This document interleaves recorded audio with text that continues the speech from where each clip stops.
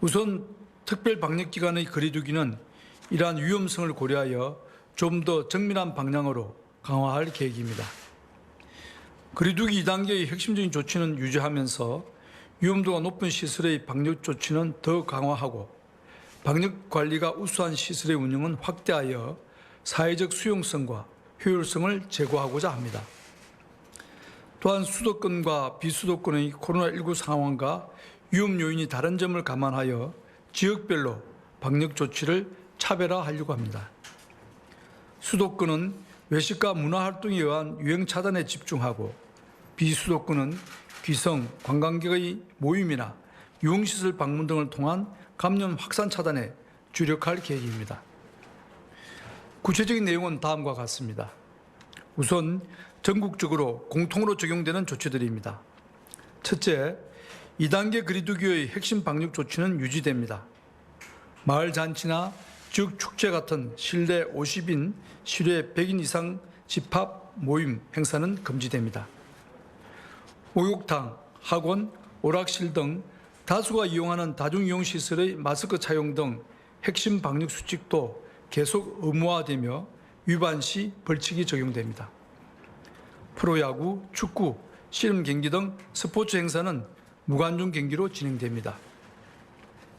둘째, 안전하게 방문할 수 있는 문화시설을 제공하기 위하여 운영을 중단했던 미술관, 박물관, 도서관 등 실내 국공립시설의 운영을 재개합니다. 다만 실내와 실외를 포함한 모든 국공립시설은 이용 인원을 절반 이하 수준으로 제한하고 마스크 착용 등 방역수칙을 철저히 준수할 것입니다. 셋째, 인파가 몰릴 가능성이 높은 시장, 마트, 백화점이나 관광지에 대한 방역 점검은 강화합니다. 이와 더불어 2주간 음주운전 단속도 강화하여 늦은 시간까지의 음주 행위를 최소화하고자 합니다. 다음은 수도권 지역에 대해 추가 적용되는 조치입니다. 먼저 클럽, 용주점, 방문 판매업 등 고임시설 11종에 대해서는 집합금지 조치가 유지됩니다. 교회는 계속 비대면 예배를 원칙으로 하되 운영 기준은 교계와 협의하여 구체적 방안을 결정할 예정입니다.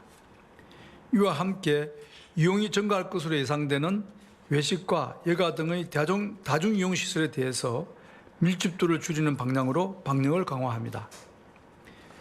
20석을 초과한 규모의 음식점과 카페에 대해서는 테이블 간 1m 거리두기를 의무화하고 20석 이하의 영세 매장도 가급적 지켜줄 것을 권고합니다.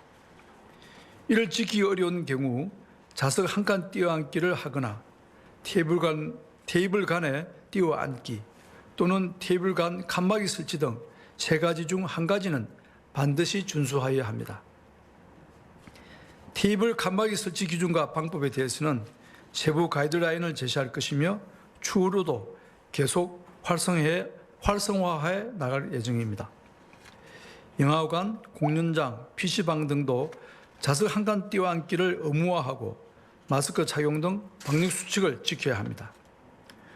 놀이공원, 워터파크 등은 사전 예약제 등을 통해 이용 인원을 평소의 절반 수준으로 제한해야 합니다. 마지막으로 비수도권 지역에 대해 적용되는 조치를 말씀드리겠습니다. 지자체별로 집합금지를 해제한 고위험 시설 중 클럽, 유흥주점 등 유흥시설 5종에 대하여 9월 28일부터 10월 11일까지 집합금지가 적용됩니다. 추석 연휴가 포함된 첫 1주간은 지자체가 이를 완화할 수 없으며 10월 5일부터 11일까지 두 번째 주는 현지 방역 상황에 따라 지자체가 조정할 수 있습니다. 집단 감염이 이어지고 있는 방문 판매업에 대해서는 추석 특별 방역 기간인 2주 동안 집합 금지가 적용되며 지자체 재량으로 이를 완화할 수 없습니다. 지금까지 설명드린 거리두기 강화는 9월 28일부터 10월 11일까지 2주간의 추석 특별 방역 기간에 적용되며 자세한 사항은 보도자료를 참조해 주시기 바랍니다.